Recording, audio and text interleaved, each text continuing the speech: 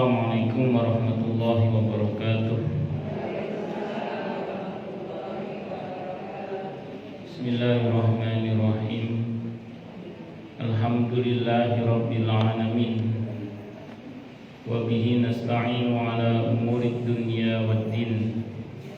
Wassalatu wassalamu ala asyrafil anbiya'i wal mursalin,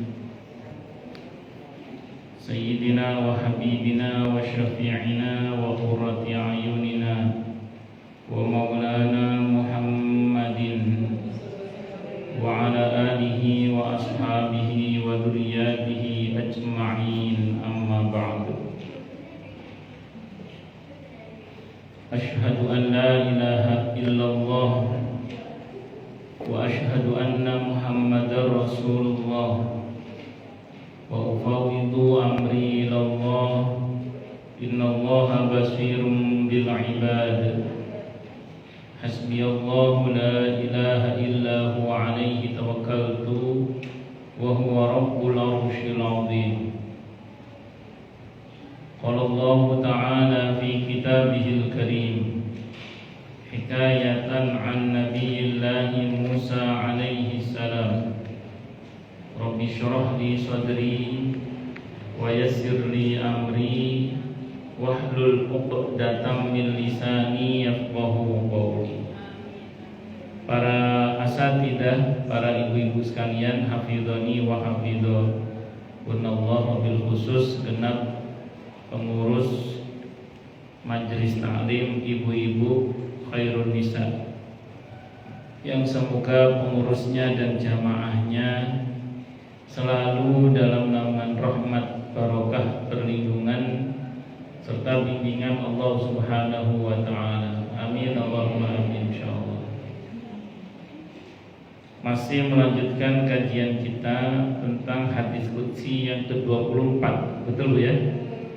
Sebelumnya saya doakan semoga kemuliaan ibu-ibu sekalian selalu dijaga dan ditingkatkan terus oleh Allah Subhanahu wa ta'ala, sebagai seorang muslimah, sebagai seorang istri, sebagai seorang ibu, dunia hingga surga. Amin Allahumma amin insyaallah.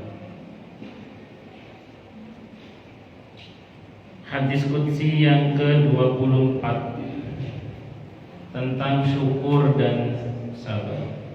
Izin minum dulu. Bagi yang online ini tangan kanan ya, ini tangan kanan. Soalnya kalau di kamera depan tampak tangan kiri, ini tangan kanan.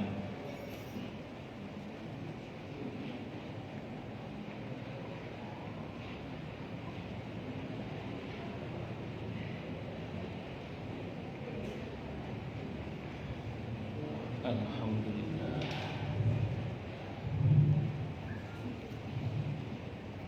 Bismillahirrahmanirrahim. Bab yang ke-24, hadis qudsi yang ke-24 tentang syukur dan sabar.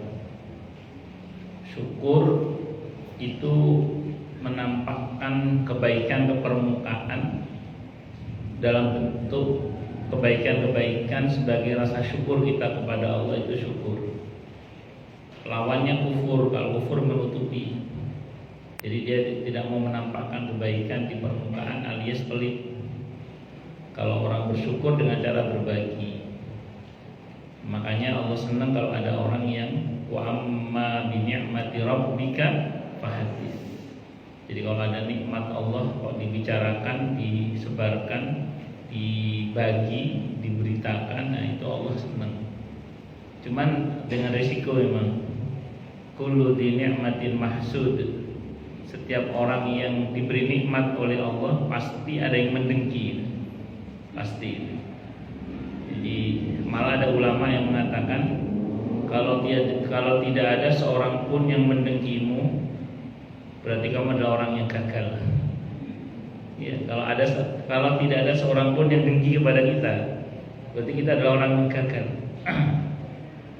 Karena rumusnya adalah kullu di ni'matin mahsud. Setiap orang yang memiliki nikmat karena diberi nikmat oleh Allah pasti didengki atau ada yang mendengki. Nah, sementara nikmat itu kan harus disyukuri. Nah, mensyukuri nikmat itu dengan cara menampakkan kebaikan ke permukaan. Kalau diberi harta, ya berbagi dengan hartanya. Kalau punya kekuasaan, berbuat baik dengan kekuasaannya. Kalau punya ilmu, berbagi ilmunya. Kalau dia diberi nikmat oleh Allah, dibicarakan nikmat itu Allah senang. Wa amma bi ni'mati rabbika fahaddits. Tapi ya itu resikonya. Begitu kita menampakkan kebaikan itu, tentu karena Allah ya, bukan karena pamer. Maka resikonya pasti ada yang mendengki. Nah, ada yang mendengki itu konsekuensi. Bisa dipahami ya. Nah, makanya saya ulang, kalau kita diberi nikmat oleh Allah, maka tampakkan nikmat itu dalam bentuk berbagi kebaikan sesuai dengan apa yang Allah berikan kepada kita. Ya kalau diberi harta, ya berbagi dengan harta kita. Kalau diberi kekuasaan, berbuat baik dengan kekuasaan kita. Kalau diberi ilmu, berbuat baik dengan ilmu kita. Semuanya berbuat baik terus. Nah, terus kita ceritakan nikmat Allah dalam rangka untuk membicarakan nikmat Allah. Tidak untuk sombong, tidak untuk riya, bukan, tapi untuk memuji maha besarnya Allah, memuji maha baiknya Allah. Itu Allah senang. Wa amma bi ni'mati rabbika fahaddits. Tapi saya ulang, ingat resikonya. Kita disenangi oleh Allah, tapi ada yang mendengki, itu pasti. Kullu dzi ni'matin mahsud. Setiap orang yang punya nikmat pasti ada yang mendengki. Maka ada ulama yang mengatakan kalau kamu tidak ada yang mendengki satupun, berarti kamu adalah orang yang gagal. Nah, Allah Akbar. Tapi kita nggak perlu mencari-cari siapa orang yang mendengki kita, karena nanti jadinya suudzon, buruk sangka pada orang. Tapi biasa aja, husnudzon, tetap waspada, tapi kedepankan husnudzon, baik sangka, tapi tetap harus waspada. Makanya kita diajari baca doa. Karena kita tidak tahu siapa setan yang dalam tanda kutip menjadi musuh kita, baik dari kalangan jin maupun dari kalangan manusia. Kita tidak tahu. Makanya kita harus banyak berlindung, kecuali orang-orang tertentu yang memang menampakkan permusuhannya kepada kita, jelas kaplingnya. Karena ingat, ketika Nabi kita Muhammad SAW berada di Mekah, itu musuhnya jelas. Karena di Mekah itu orangnya itu apa adanya. Lek seneng ya ketok, lek gak seneng ya ketok. Lah iya lek gak jelas. Itu orang Mekah ya. Apa adanya. Jadi depan belakang sama, itu orang Mekah. Kalau seneng ya kelihatan, kalau benci ya kelihatan. Itu orang Mekah. Beda sama orang Madinah.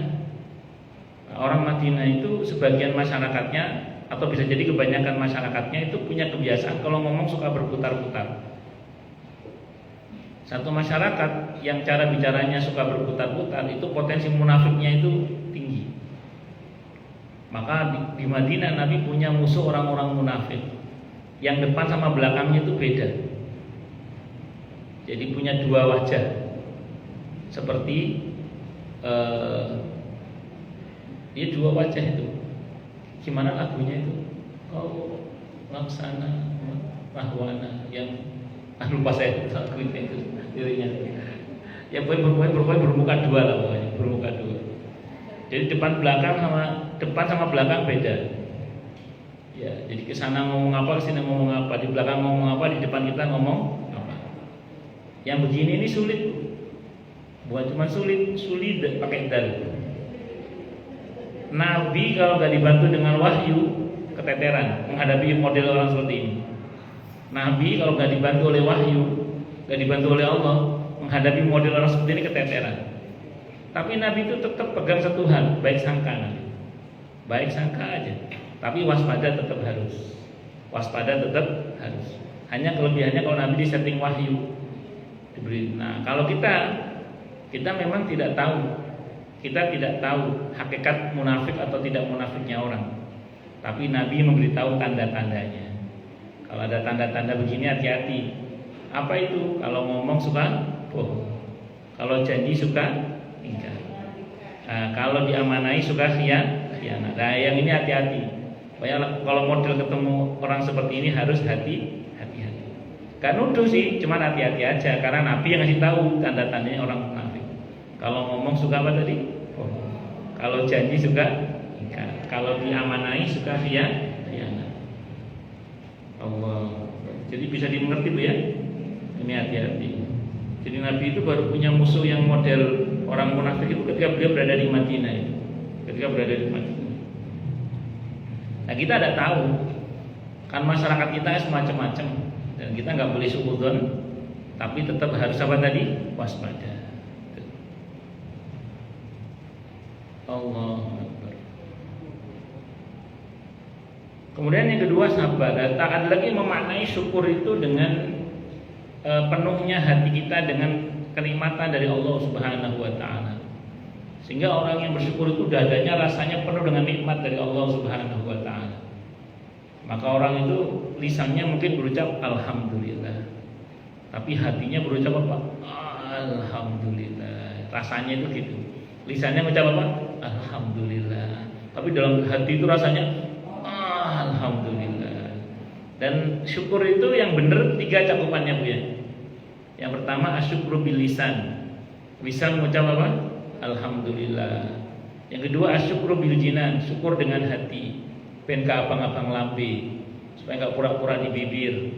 Makanya lisan mengucap alhamdulillah, hati mengucap apa tadi? Alhamdulillah tadi itu. Terus dikonkretkan dalam bentuk perbuatan tadi.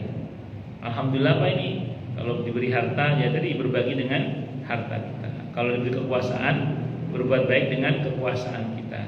Kalau diberi ilmu berbuat baik dengan ilmu kita. Pokoknya berbuat baik dengan kebaikan yang Allah berikan kepada kita sebagai bukti kita bersyukur kepada Allah Subhanahu wa taala. Itu namanya syukur dengan lisan, hati dan perbuatan. Itu syukur. Orang yang bersyukur namanya syakir. Orang yang bersyukur namanya syakir. Nah, yang lebih Allah cintai itu kalau kita menjadi pribadi yang syakur, pribadi yang pandai bersyukur. Terus warnanya putih ini jahe putih apa nih? Ini mumpung masih panas saya minum dulu ya. Masih panas. Nah, masih panas banget. Coba dulu deh. Yang online ini kanan ya, ini kanan. Ini kanan. Soalnya kalau kamera depan tampak kiri Bu soalnya. Bismillah. Alhamdulillah.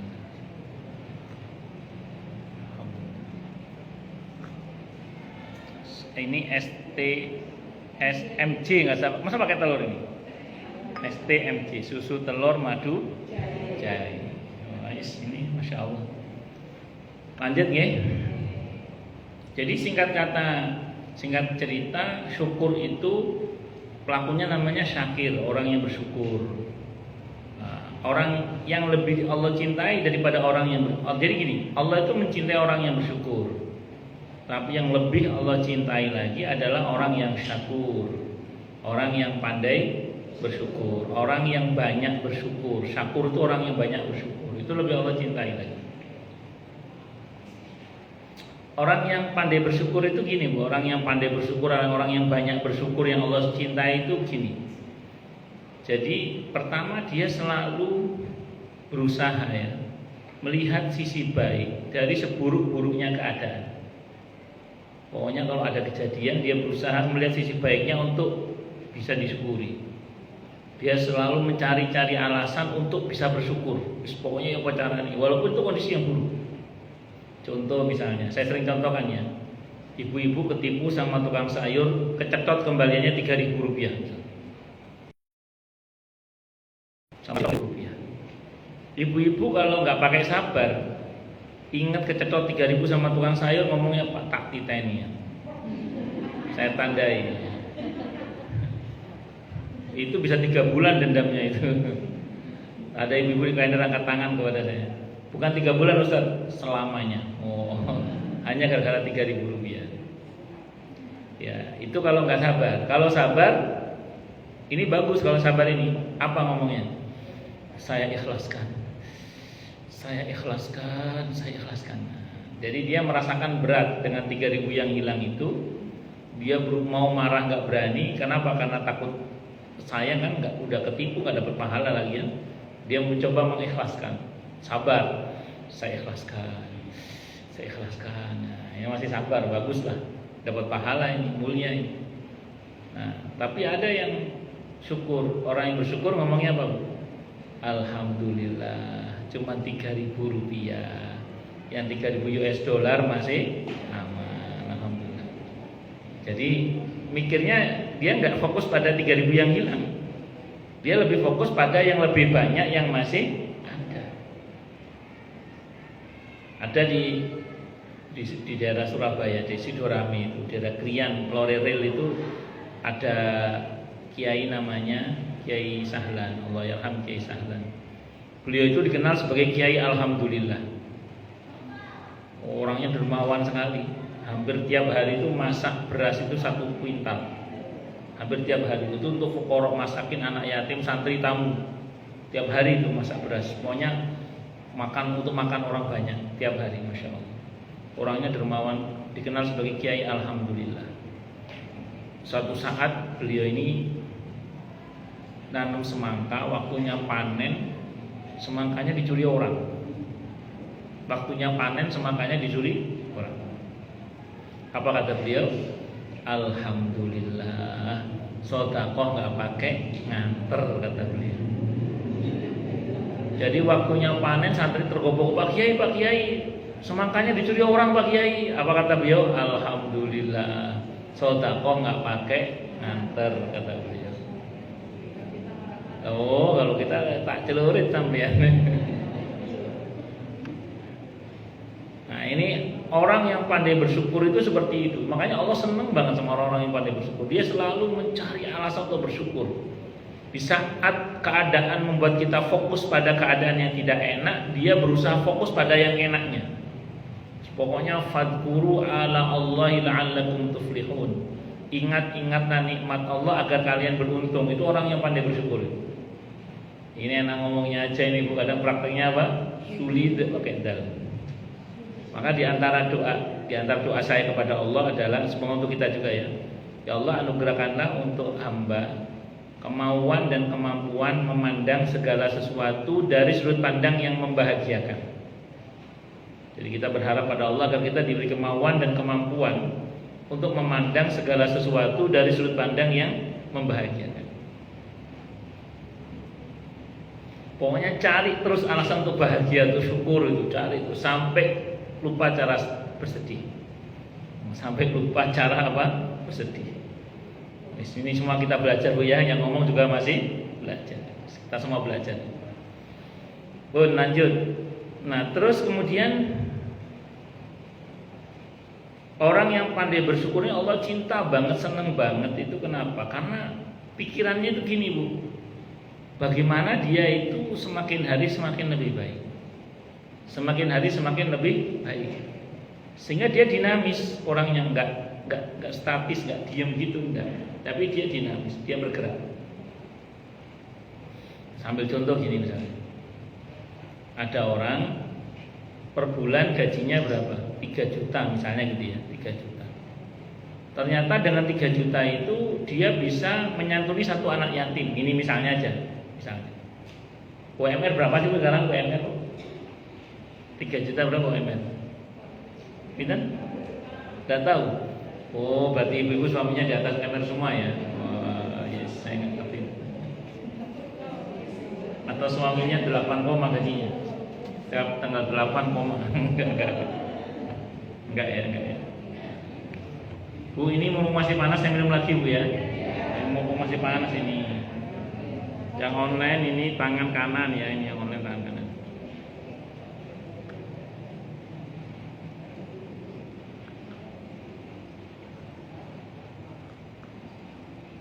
Alhamdulillah. Berlanjut. Jadi misalnya ada orang kayaknya UMR lebih dari 3 juta deh sekarang. Berapa enaknya ya? Biar gampang deh, misalnya ada orang gajinya per bulan 5 juta lah. 5 juta itu di Bekasi sudah bisa bernafas ya itu? Sudah bisa ya? Sudah bisa ya. Sudah bisa ya. Soalnya saya gajinya nggak jelas, Bu. Kalau Ibu kan jelas gajinya. Kalau saya kan betul-betul terserah Allah Subhanahu wa taala. Tidak semua orang punya gaji, tapi semua orang punya rizki. Nah, itu aja lah. Tidak semua orang punya gaji, tapi semua orang punya rizki. Oke lah, anggaplah dia ini per bulan tadi 5 juta. 5 juta itu dia ternyata dengan uang 5 juta itu dia bisa menyantuni satu anak yatim misalnya. Ini misalnya. Jangan 5 jutanya, barokahnya ini bukan karena bantu anak yatim. Dia mulai berpikir, nah, ini orang yang jadi sebagai bentuk syukurnya dia santuni satu anak yatim.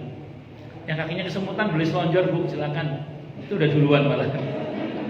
Kalau sama saya ngaji kakinya kesemutan boleh selonjor, boleh berdiri, boleh lompat-lompat, boleh bebas ya. Semuanya bebas. Boleh tidur.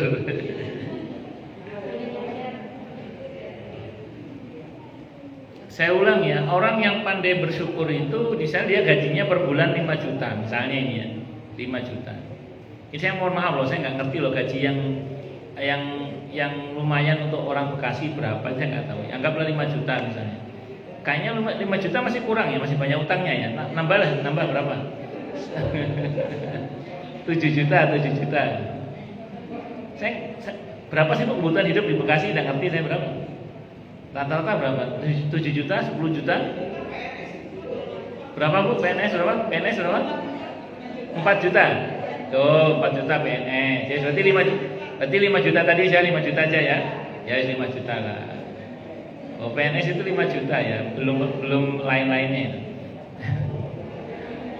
Oh, lanjut. 5 juta itu dia bisa nyantun satu anak yatim misalnya. Dia mulai berpikir gini, ini orang yang pandai bersyukur.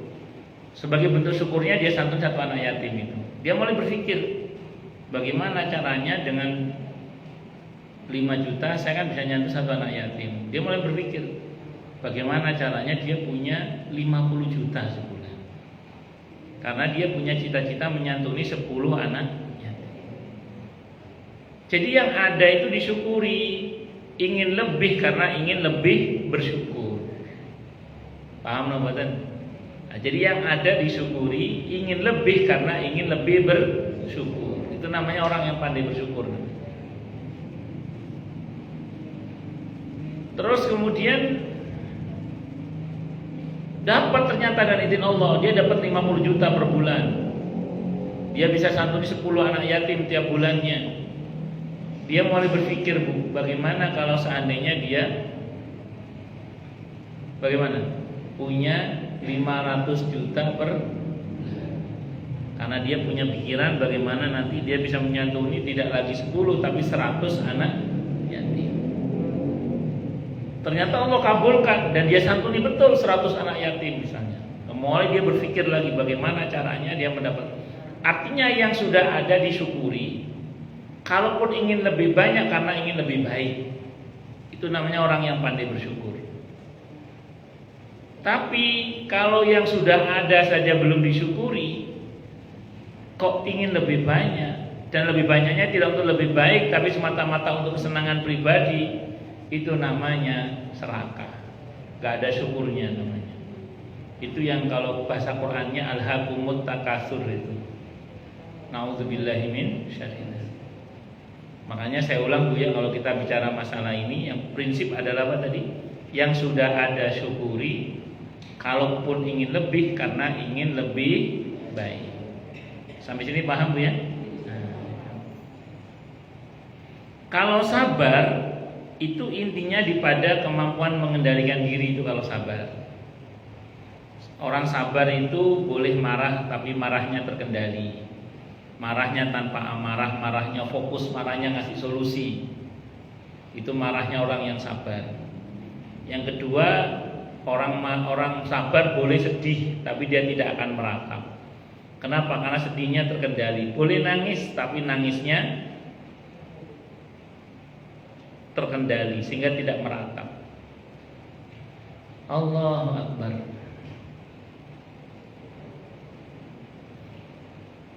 Saya pernah ada seorang jamaah itu, bahkan ada beberapa ya, tidak hanya satu. Itu putranya itu udah mati sudah meninggal sekian tahun yang lalu, sampai sekarang hampir tiap Jumat itu menziarahi makamnya.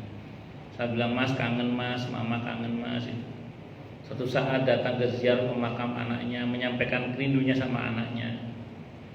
Suatu saat temennya ngomong, nggak boleh loh itu, bla, kamu meratap sama meratap, bla bla bla. Terus telepon saya, Ustadz, masa saya ini nggak boleh? Saya kalau kangen sama anak saya, ziarah ke makamnya, saya bilang, Mas, Mama kangen Mas. Terus saya doakan anak saya, masa saya tidak boleh Ustaz? Saya dibilang katanya saya masih meratap, bla bla bla bla. Saya bilang, orang sedih kan boleh, tidak ada masalah. Saya bilang, karena teman-temannya menghujat beliau. Yang nggak boleh itu kalau meratap. Meratap itu apa? Tidak rela dengan takdir Allah. Kalau rindu itu perkara lain. Rindu itu tidak sama dengan meratap. Sehingga kalau udah ada di antara sebagian orang yang ditinggal wafat oleh pasangannya, oleh anaknya, kemudian dia setiap, atau orang tuanya, kemudian dia setiap hari Jumat atau hari tertentu yang dia sempat mendatangi makamnya karena untuk menyampaikan kerinduannya, kan itu tidak ada masalah toh? Wah, ada dalilnya Ustaz? Ada. Nabi itu pada saat di Madinah kan sudah menikah sama Siti Aisyah radhiyallahu anha. Nabi masih suka rindu sama Siti Khadijah radhiyallahu anha. Kalau beliau rindu, beliau buat makanan untuk Siti Khadijah radhiyallahu anha. Dan beliau sering ditanya oleh Siti Aisyah, ya Rasulullah, kita cuma berdua, kenapa piringnya ada 3? Kata Nabi, yang satu untuk Khadijah, untuk kerabatnya Khadijah. Padahal Nabi itu udah sekian tahun berlalu, Nabi masih suka kangen sama siapa? Siti Khadijah. Ketika Fathu Mekah di tahun ke-8 Hijriah, kira-kira itu tahun ke-8 Hijriah, ya, tahun ke-8 Hijriah. Berarti Siti Khadijah udah wafat kira-kira 11 tahunan itu. Itu Nabi ketika semua orang kembali ke rumahnya masing-masing di Mekah, Nabi bilang kepada sahabat Ansor, Nabi nggak pulang ke rumahnya, kata Nabi, buatkan kemah untukku di makamnya Khadijah. Dan Nabi berada di makamnya Siti Khadijah itu berapa hari? Kurang lebih 19 hari. Dan hampir tiap malam di mana beliau sedang istirahat di makam Siti Khadijah itu, beliau seperti ngobrol dengan Siti Khadijah. Sadaqti ya Khadijah, sadaqti ya Khadijah. Kamu benar wahai Khadijah, kamu benar wahai Khadijah. Dan ingat hadisnya sahih, kalau kita ziarah ke makam seseorang yang kita kenali, kita mengucap salam, salam kita dijawab. Ya, hanya kita tidak bisa mendengar jawaban mereka. Di hadis yang lain didengar tapi mereka tidak bisa menjawab. Tapi hadis yang lain dijawab, hanya kita tidak bisa menjawab, tidak bisa mendengar jawaban mereka. Jadi kalau kita ziarah kubur menemui orang yang kita kenal, bilang assalamualaikum Mas, assalamualaikum D, assalamualaikum Ma, Bu. Itu yang kita assalamualaikum itu bisa melihat kita dengan izin Allah Subhanahu wa taala. Bahkan kalau bahasanya Nabi al-Qamakal, bahkan penglihatan dan pendengaran mereka lebih tajam daripada kita yang masih hidup ini. Itu seperti itu, bukan khurafat, bukan takhayul. Jadi sabar itu bukan nggak boleh sedih, bukan nggak boleh menangis. Yang nggak boleh itu meratap. Meratap itu intinya satu, tidak ridho dengan takdir Allah, itu meratap namanya. Dan harus dibedakan juga dong antara sedih sama rindu kan. Nah, beda antara rindu sama sedih. Sama meratap itu beda. Bahwa kemudian ada sebagian orang yang, karena ada beberapa orang itu yang kemudian jadi rajin ziarah kubur ke makam orang tuanya atau ke suaminya atau ke istrinya atau ke anaknya gara-gara meninggal oleh anaknya. Dan itu memang rasanya beda. Berdoa dari rumah dengan berdoa dengan ziarah kubur itu rasanya juga beda. Apa kalau bahasa kerennya chemistry-nya itu beda, itu rasanya itu beda. Itu seperti itu. Bisa dimengerti insyaallah ya. Itu seperti itu.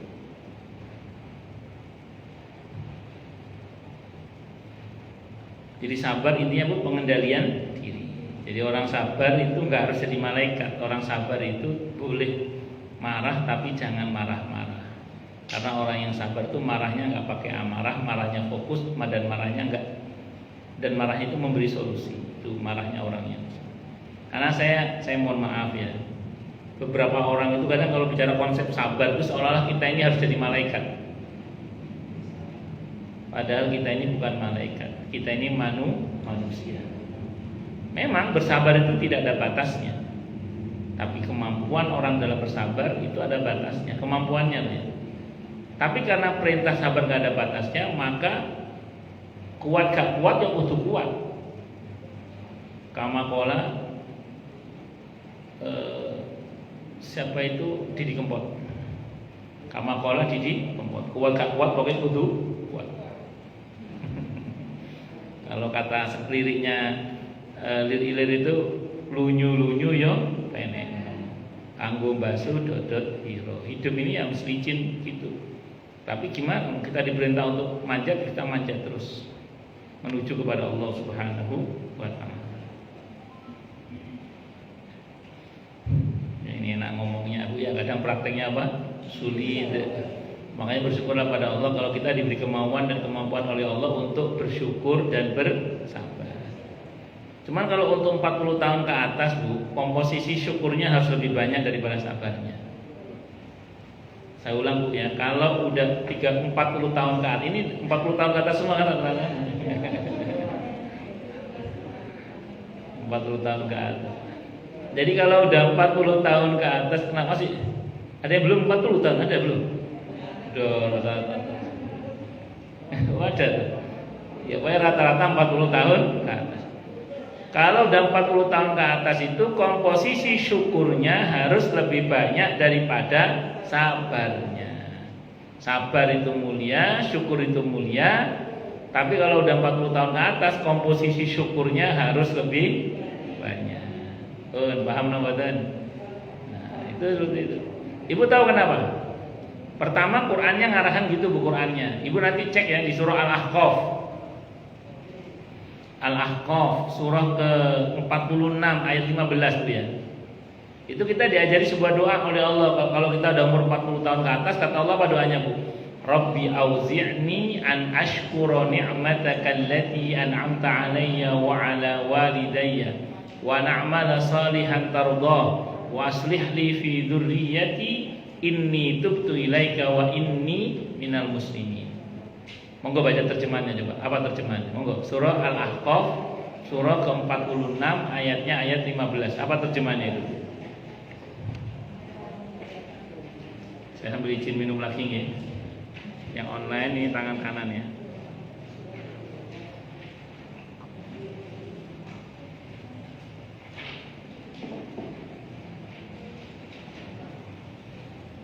Monggo silakan yang tahu terjemahannya.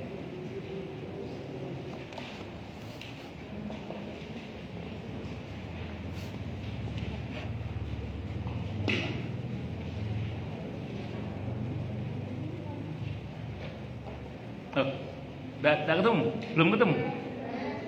Coba yang ketemu siapa coba? Baca terjemahannya.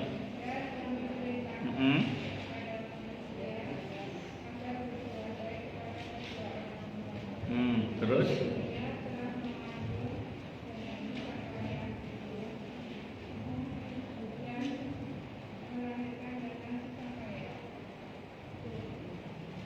Terus? Itu kacamatanya yang terus.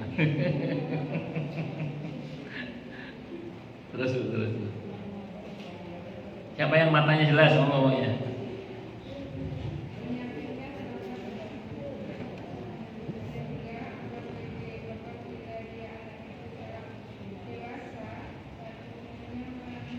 Empat 40 tahun. Terus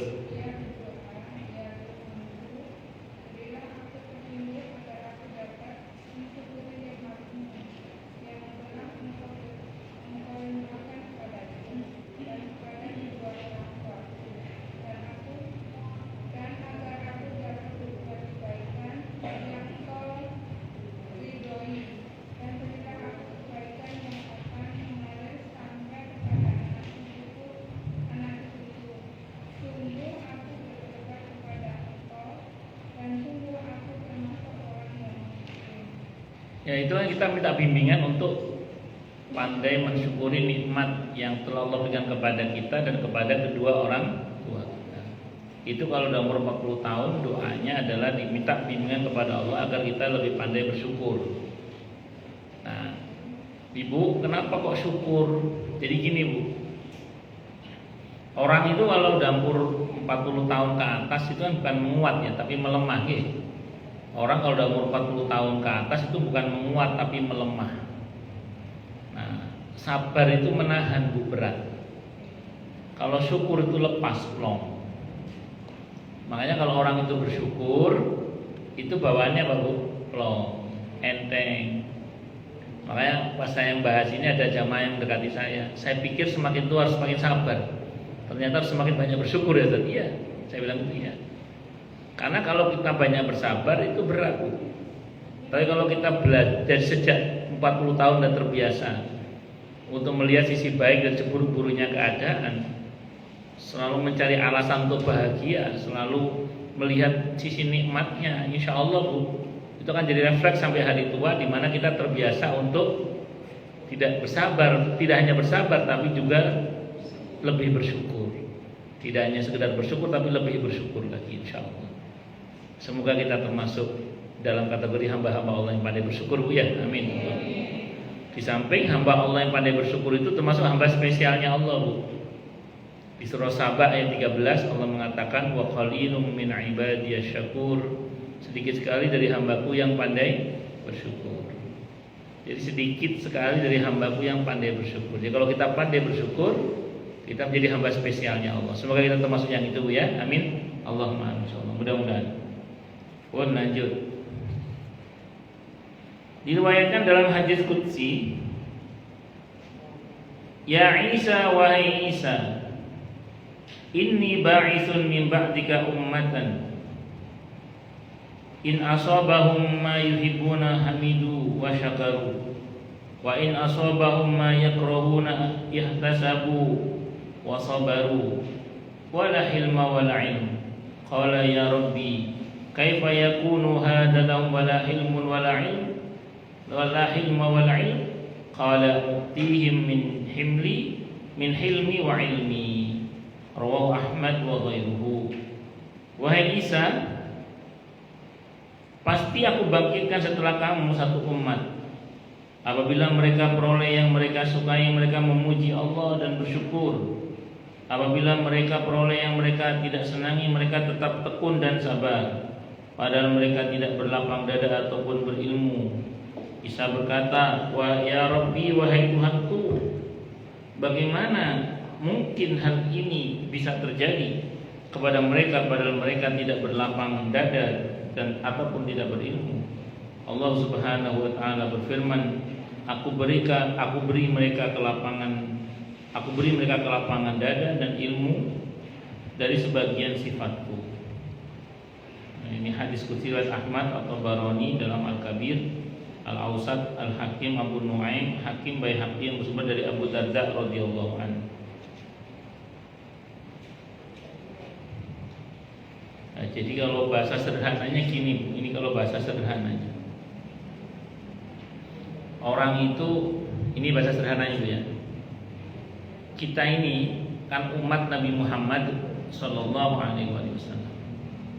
Asal kita ini mau mentaati apa yang ada dalam Al-Quran maupun Sunnah Nabi kita Muhammad Sallallahu Alaihi Wasallam. Apalagi kita mau belajar seperti ini Bu ya. Insya Allah kita itu akan diilhami oleh Allah untuk secara otomatis atau diotomatiskan oleh Allah. Itu punya refleks untuk bersabar dan atau bersyukur.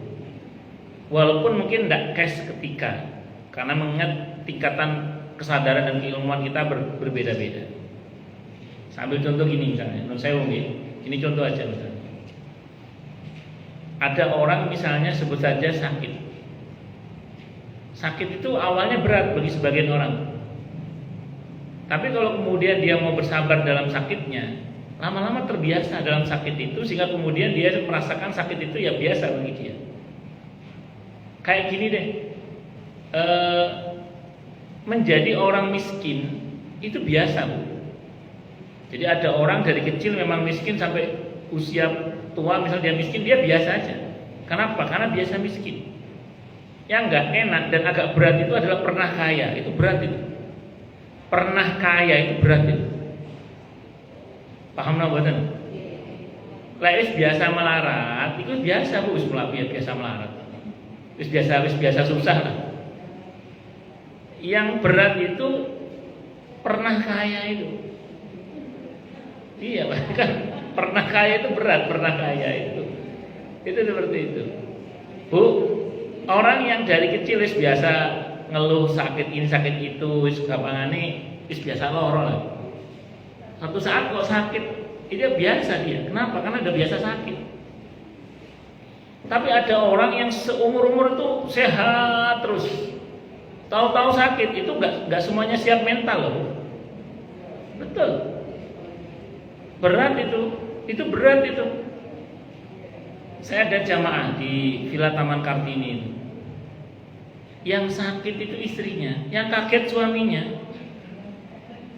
Istrinya sehat akhirnya dan hidup, suaminya malah meninggal dunia. Nah suaminya ini pas saya takziah, istri cerita, bapak ini nggak pernah sakit, nggak pernah sakit.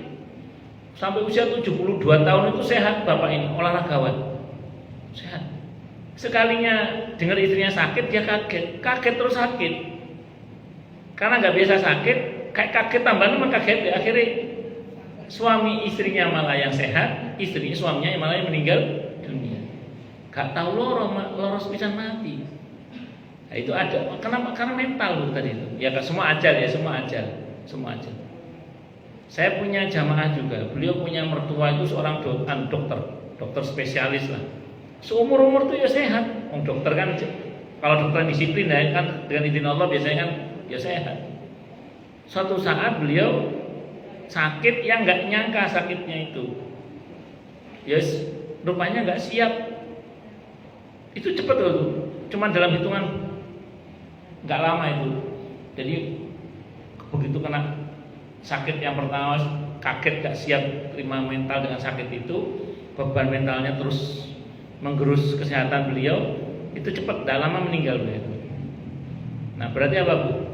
Kita ini berusaha untuk selalu siap bahkan dengan kenyataan yang mungkin tidak kita sangka-sangka. Maka dari sekarang itu penyerahan diri terhadap Allah itu harus kita lakukan. Nah, sebenarnya Bu, semua kita itu dikasih modal dasar oleh Allah sabar dan syukur itu sebenarnya. Jadi sabar dan syukur, lapang dada, nerimo ing pandum itu sebenarnya kita oleh Allah itu diberi modal semua. Makanya ini harus kita bingkai dengan ilmu supaya kita lebih siap dalam menghadapi apapun yang mungkin mengejutkan kita. Karena ingat loh, manusia itu kalau diberi sesuatu yang mengejutkan, itu kalau nggak kuat mati. Manusia itu gitu, serangan jantung kalau bahasa kita. Baik itu yang mengejutkan, yang membahagiakan, ataupun yang mengejutkan, yang menyedihkan. Kampung saya itu pernah, saya masih kecil saat itu, ada orang dapat hadiah dari BRI. Saking senengnya mati loh. Iya, saking senengnya mati, kaget. Allah, saking senengnya mati, kaget. Pernah ada seseorang kerja di rumah saya sebagai pembantu. Terus suatu saat dengan izin Allah ini cerita saja apa ya. Jadi ada rezeki lah yang dengan izin Allah kita kasih dia dalam jumlah yang menurut dia itu banyak menurut dia itu. Ya saya kan hanya paralel menyampaikan rezekinya orang saja. Nah saya sampaikan ke dia itu yang sekiranya cukup buat beli motor second lah. Itu depan istri saya itu kayak hampir, istri saya sampai takut mati kan. Saking senengnya nerima duit yang menurut dia banyak itu sampai gini depan istri saya itu, depan istri saya. Ya saya suruh ngasih istri saya kan, dia perempuan kan. Iya, kalau saya kan repot nanti. Jadi itu sampai istri saya itu kaget, kok mau mati gitu. Saking senengnya, untung nggak copot jantungnya. Jadi orang itu terlalu seneng ya mati, makanya Islam itu punya konsep syukur itu. Jadi begitu kita senang kembalikan pada Allah, alhamdulillah, alhamdulillah, alhamdulillah, alhamdulillah. Saya itu pertama kali lihat Ka'bah itu aja dalam hati saya, ya Allah, selama ini yang saya lihat di TV itu ini, selama ini yang saya lihat di kalender itu ini, ya Allah. Jadi kayak antara sadar dan tidak sadar itu. Itu alhamdulillah kita kembalikan kepada Allah, jadi masih aman lah. Tapi kalau enggak, itu orang bisa spot jantung, terlalu seneng ya mati, terlalu sedih ya mati. Kenapa Bu? Iya, makanya syukur. Iya, makanya saya ulang ya, harus banyak kembali pada ketentuan Allah, disabar, disyukuri ya. Nah, kita ini adalah umat yang kata Nabi sebenarnya Bu dianugerahi modal dasar untuk bersyukur dan bersabar. Sebenarnya tinggal bagaimana kita mengasah kemampuan dasar kita itu. Soalnya kemampuan dasar itu akan menjadi tereliminir oleh kebiasaan-kebiasaan yang buruk. Karena hari-hari mengeluh jadinya nggak pernah syukur. Karena hari-harinya fokus pada lebih buruk, akhirnya nggak pernah bersyukur, nggak pernah sabar juga. Gitu ya kira-kira ya. Wallahu a'lam bishawab. Nah, ini minumannya keluar lagi itu. Alhamdulillah.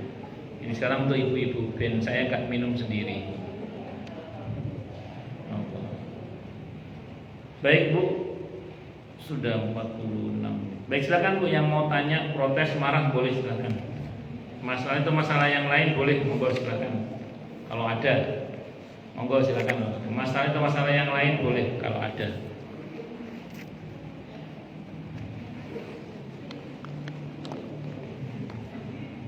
Sekarang tanggal berapa? Tanggal 21 ya.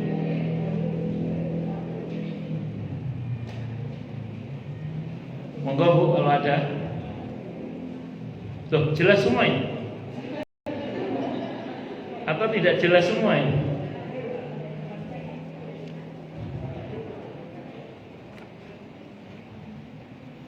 Wah, kalau jelas semua ya wis.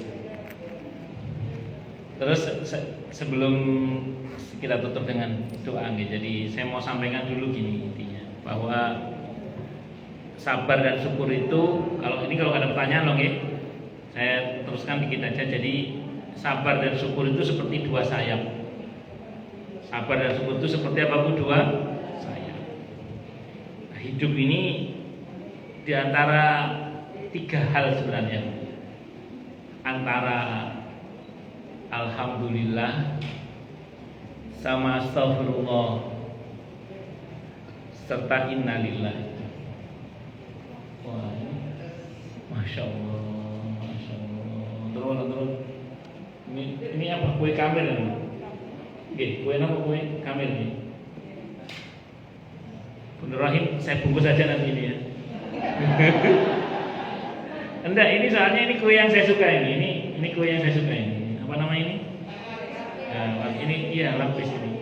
Saya itu kenapa bilang Kebun Rohim bungkus itu? Ini pertama kan saya orang Jawa Timur satu, jadi tak senang ya tak jaluk biji. Nomor loro saya itu beberapa kali itu di pengajian jamaah itu, yang di piring itu ada yang saya suka itu. Itu karena saya diem aja, nanti untuk Ustaz ada sendiri dibungkus gitu, ada sendiri. Ternyata di bungkusan saya itu tidak ada yang di piring itu. Makanya saya minta ini Ibrahim ya. Iya. Pengalaman saya gitu, pengalaman saya. Jadi hidup ini Bu gak jauh-jauh dari apa Bu? Dari alhamdulillah, astagfirullah sama innalillah. Itu gak jauh-jauh dari situ. Nah, asal jangan rajin mengeluh ya. Kalau rajin mengeluh, nanti keluhan itu terbawa sampai ke akhirat. Nah, keluhan itu gak ada di surga Bu, adanya di mana? Di neraka. Orang neraka itu bawaannya ya wailana, ya laitana, ya laitani. Aduh itu orang neraka ya. Tapi kalau ahli surga itu ya salamun alaikum bima sabartum fa ni'ma uqbaddar. Jadi balasan yang paling baik bagi orang yang bersabar itu adalah surga. Apalagi pandai bersyukur, itu kebiasaan ahli surga itu Bu. Tahiyatum fiha subhanallahumma wa tahiyatum fiha salam wa akhiru da'wahum anil hamdulillahi rabbil alamin. Allahu akbar. Alhamdulillah. Itu kebiasaan, itu mengucap alhamdulillah itu kebiasaan ahli surga itu. Di samping mengucap subhanallah, di samping mengucap salam, assalamualaikum. Itu kebiasaan ahli surga itu.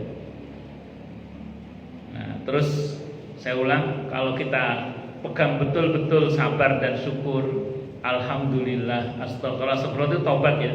Orang yang gemar beristighfar itu termasuk ciri ahli surga, terutama kalau istighfarnya di waktu sahur, di waktu tengah malam akhir itu. Nah, itu ciri ahli surga itu. Makanya kalau kita rajin beristighfar, rajin beralhamdulillah, bersabar dan bersyukur selalu. Kalau innalillah itu simbolnya sabar Bu ya.